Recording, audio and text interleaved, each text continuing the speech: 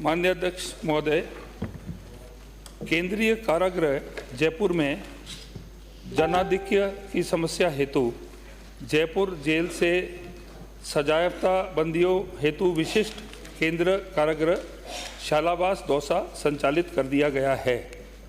वर्तमान में केंद्रीय कारागृह जयपुर को अन्यत्र स्थान पर स्थानांतरित करने का कोई प्रस्ताव विचाराधीन नहीं है।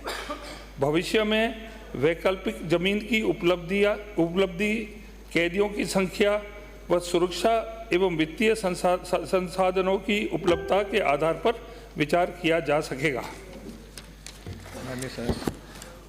क्या सरकार कोई ऑल्टरनेट जमीन पे भविष्य में विचार रखती है? जयपुर की सेंट्रल जेल में कुल मेल और फीमेल कैदियों की संख्या कितनी है और उनकी कैपेसिटी कितनी है? क्या यह सही है कि शहर में जेल असुरक्षित हो गई है और जेल में हर तरह के ऐशो आराम की संबंधी सामग्री कैदियों को मिल रही है? मोबाइल फ़ोन जिससे मुख्यमंत्री तक को धमकी मिल जाती है, को रोकने का आप क्या प्रयास कर रहे हैं? मैं 3-4 अखबार की कटिंग और आपके संज्ञान में लाना चाहता हूं। 17/1 को दैनिक भास्कर लिख रहे हैं कि बीकानेर जेल में बंद अपराधी 842 बाहरी लोगों के संपर्क में। 18/1 में जेल से 100 नंबर कैदी पर कॉल और कैदी की धमकी के सीएम को शूट आउट करूंगा। 10/1 को सेंट्रल जेल बंदी ने मोबाइल निगला। तो इन सब बातों को रोकने के लिए हम क्या प्रयास कर रहे हैं? माननीय अध्यक्ष महोदय, सेंट्रल जेल जो है उसमें कुल जो है कैपेसिटी 1173 कैदियों की है।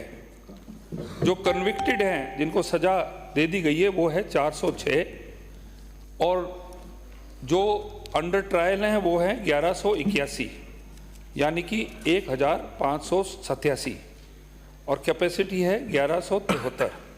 इसलिए शालावास के अंदर 700 कैदियों के लिए हमने अतिरिक्त सुविधा उनको मिल रही है, जिसमें से 340 जो है वहाँ पर अभी हैं। 64 जो हैं वो सेंट्रल जेल से वहाँ गए हैं। और महिला के बारे में आपने पूछा, जो डिस्ट्रिक्ट जेल महिला की यहाँ है सेंट्रल जेल परिसर में, उसमें 95 महिला कैदी हैं 250 की कैपेसिटी में, और जो मर्द जो हैं उसमें 499 500 में से। मेरा आपके माध्यम से माननीय सदस्य को यही अर्ज है कि अभी आपकी सरकार ने 19 जिले नए बनाए, तो 19 जिले जब आपके नए बने हैं तो उनमें सब में डिस्ट्रिक्ट जेल्स बनेंगी, नंबर 1। और उससे क्या है कि हमारे इन जिलों में से हमारी सबकी जो बड़े बड़े शहर हैं उसकी जो है कैदियों की संख्या वहाँ पर शिफ्ट होगी, नंबर 1। नंबर 2, माननीय सदस्य का मेन उद्देश्य जो मुझे लग रहा है वो ये है कि आपके कार्यकाल में जब आप सरकार आपकी थी, आप उसको ज्वेलरी हब बनाने की कोशिश कर रहे थे 70 बीघा जमीन को, और 5 साल आप सरकार में थे तो आपके पास कितना समय था? उसी टाइम आप वित्तीय स्वीकृति दिला के शिफ्ट कर देते, लेकिन आपने नहीं किया। और ये डिस्ट्रिक्ट जेल्स बनने से हमें इसका बहुत फायदा मिलेगा माननीय अध्यक्ष।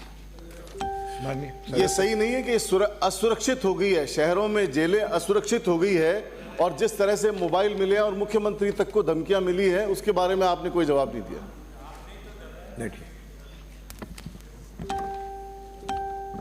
देखिए, असुरक्षित एक चीज़ है और कैपेसिटी एक चीज़ है। अब कई जगह मोबाइल्स का स्मगलिंग वगैरह हर जेल में हम वारदातें आती रहती हैं, लेकिन मेरा ये सोचना है अध्यक्ष महोदय कि आज जितने भी बड़े शहर हैं, चाहे कोटा है, अजमेर है, जयपुर है, जोधपुर है, अंत में ये जो वैल्यूएबल ज़मीन जो है बिल्कुल शहर के अंदर, और एक थोड़ी सिक्योरिटी की रिस्क भी होती है कैदियों की, इतने घनी आबादी के अंदर कोई निकल जाए कर जाए, it is a threat to human life. अंत में जो है ये वैल्यूएबल ज़मीन के एवज में इनको शिफ्ट किया जाएगा। वर्तमान में हम विचार करते हैं और इसमें देखते हैं, जैसे मैंने बोला कि काफ़ी जो लोड है हमारा माननीय अध्यक्ष महोदय, ये हमारे जिला जेल जो बनेंगे उससे होगा, लेकिन आपका सुझाव अच्छा है और ये सब बड़े शहरों में अंत में कितने साल बाद क्या वित्तीय संसाधन मिलने के बाद में ये अंत में यही होगा। कम से कम संभाग केंद्रों पे तो आपको विचार करना चाहिए। अगला प्रश्न है श्री कालू राम। प्रश्न संख्या 338। माननीय मंत्री जी।